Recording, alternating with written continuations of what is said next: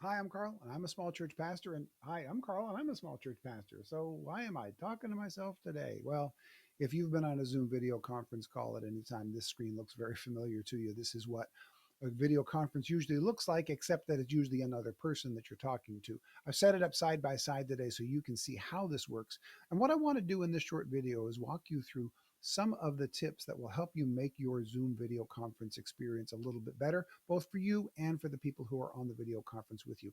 It's really intuitive, but unless someone shows you what it can do, you don't even know to ask the question. So let's start this from top to bottom. First of all, well, in the middle, you'll notice it's the same name on both screens. If you've had a situation where you want to change the name on the screen, maybe you're on somebody else's account, maybe there's somebody sitting next to you and you want to include their name, all you do is right there, you right click on it with your mouse, you hit rename, and then you just go in and you edit it however you want. I'll just take out my last name and make it Carl. So now I've got a separate name here than what I had before. It's that simple. Now, if you want to change the way the screen looks, you go up here to view and you can move from gallery view, which is the side by side, or if you've got a bunch of them, it looks like the Brady Bunch screen, right? To speaker view. And what speaker view does is it gives you the speaker in large frame. And if you've got a conversation going on and the speaker is going back and forth, you don't have to guess which one's speaking. It shows you who's speaking by giving it to you in large frame. So that makes it really simple. Let's go back to gallery view. That's the way most people do this. But let's also show you what happens if you exit full screen.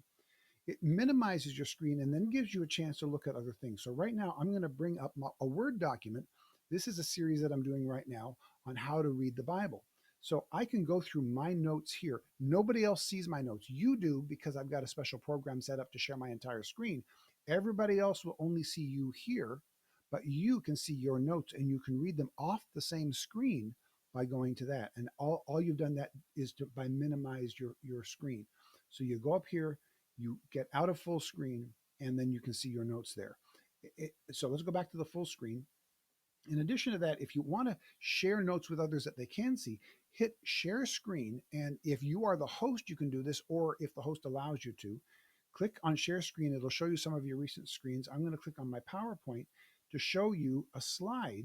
And now if I click on full presentation, in addition to seeing me on the screen, people will now also see this. And I can scroll through my PowerPoint and show them a separate screen from myself, and they can see that. So if you've ever watched a presenter present something and all of a sudden they say, let me share my screen with you, and they show you that, that's how they do it. You go up here, you stop the share, and now you're done, and now it's just back to you. So share screen is really, really simple for that. Another thing you also want to consider, let's go back into exiting full screen from there, but make it large. In addition to that, you can add the chat feature. Chat features really help. If you click on that, it brings up to the side usually this space here for chat. So if you want to talk to everybody and write something in there, I often use it when I'm presenting. I'll do, hey, here's my notes, and I'll put a line up there or a link that people can see. Or I can just do, hi there, while we're waiting for people to show up and everybody sees it.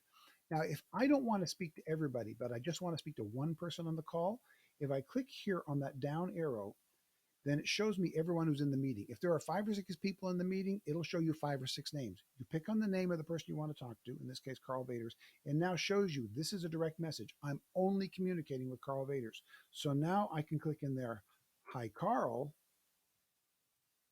and it only goes to him. You know it because in red it says direct message, and in red here it says direct message. Now the two of you can chat back and forth, and nobody else sees it. This is helpful for sharing information that may not be ready for everybody else to consume yet. So that's the chat feature. You just press it right here. If you want to record it, just press the record button and you're good to go. I'm not going to press it now because if I do, it'll mess up with the screen record that I'm doing. I've tried it already. It doesn't work. But for you, press that and you're good to go. Another feature that you may have seen and wondered how people do it is if you've got a busy background, maybe you're in your kitchen or you're in your office or there's people going around behind you and you don't want everybody to see your background, go over here, click the up arrow on video, and you can click virtual background. And when you do that, it gives you the options of a couple pictures. You can also add your own photos. So let's do this. And there I am. Now I'm at the Brooklyn Bridge, or I'm at this beautiful red church in Ireland, I believe is where that church was. Or I can add my own photos. Click here, click add image, go into your photos folder. I'm going to click on this one. That's Salvation Mountain. It's a weird, funky place here in Southern California. And now I'm at Salvation Mountain with my thumb in the corner of the photo, apparently. All right, but that's how you do it. It's very, very simple. And I'm going to go back to none because I'm going to have if you're using a green screen behind you, that's an advanced feature. You can click on there. If you want to mirror your video, that is flip it side by side, you just click there, but there's no reason for that.